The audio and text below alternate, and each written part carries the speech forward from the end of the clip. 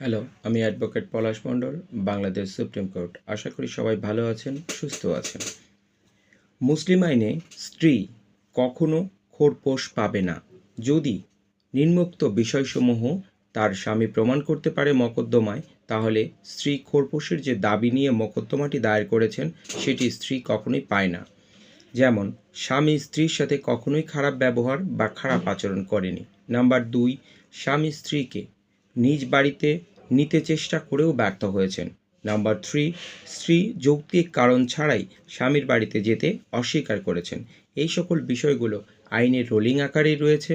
যদি এই সকল বিষয় স্বামী প্রমাণ করতে পারেন যে স্ত্রীকে এগুলো করবার পরেও তার ঘরে ফেরত যায়নি, তাহলে তারা যে ভরণপোষণ বা খোরপোশের যে মামলাটা করে থাকেন, সেই খোরপোশের মামলায় অবশ্যই বিবাদী হিসেবে স্বামী এই রেমিডিগুলো পেয়ে থাকেন।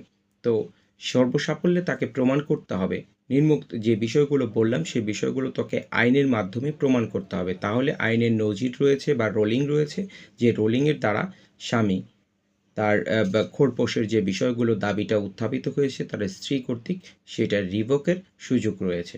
আশা করি বিষয়টি সবাই বুঝতে পেরেছেন। সবাই ভালো থাকবেন এবং সুস্থ থাকবেন।